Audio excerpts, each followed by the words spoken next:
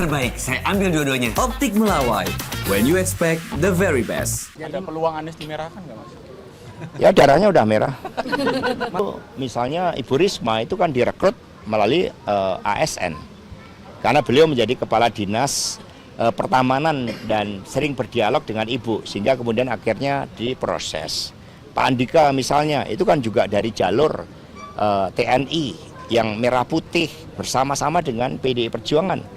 Sehingga beliau kemudian menjadi anggota PDI Perjuangan dan akan nantinya proses pencalonan apakah di Jakarta, apakah di Jawa Tengah, nanti Ibu Megawati Soekarno Putri yang akan memutuskan. Mas, ada peluang Anies dimerahkan nggak, Mas? Ya darahnya udah merah. Mas, kalau sejauh ini kan di Jakarta kan ini yang beredar itu yang sudah resmi untuk mau maju gitu kan nama Pak RK sama Pak Anies. Nah ini PDI Perjuangan melihat dua sosok ini lebih condong kemana? Yang lebih ke PDI Perjuangan lah.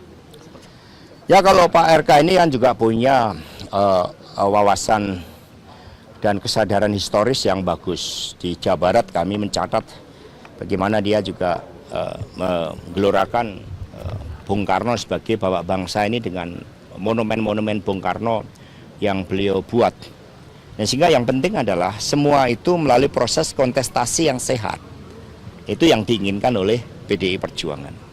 Ada kemungkinan dukung RK juga nggak PDI Perjuangan? Ya kalau kita lihat suara arus bawah, karena Pak RK sendiri baru menyatakan akan ke Jakarta kan juga belum lama. Sehingga dinamika ini harus direspon dulu oleh rakyat dan itulah yang akan ditangkap oleh PDI Perjuangan. Mas Hasto, tapi ada istilah kalau Pak RK akan melawan kota kosong. Ini gimana tanggapannya? Ya PDI Perjuangan tentu saja untuk daerah khusus ibu kota, untuk pilihan gubernur. Itu yang namanya pemimpin harus berkontestasi secara sehat. Kotak kosong ketika pengakuan rakyat tanpa mobilisasi kekuasaan, itu bagian juga dari suatu proses dalam pilkada. Tetapi ketika kotak kosong itu hasil mobilisasi kekuasaan, itu menutup ruang kontestasi.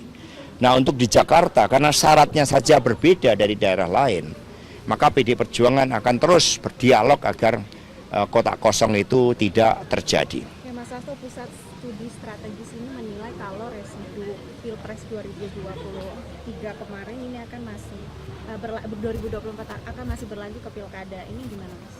Ya kita kurangi karena kontestasinya beda. Pilkada ini memiliki konfigurasi politik yang berbeda dengan Pilpres. Ketika apa yang terjadi dari Pilpres masih di bawah-bawah, apalagi dengan berbagai kerawanan-kerawanan, ya seperti kelas menengah itu juga mulai menghadapi persoalan yang serius. Kami khawatir itu bisa menciptakan suatu arus balik. Maka prinsip-prinsip demokrasi yang baik ini harus dijaga betul. Terutama di Jakarta yang memang sangat strategis. Terbaik, saya ambil dua-duanya. Optik Melawai, when you expect the very best.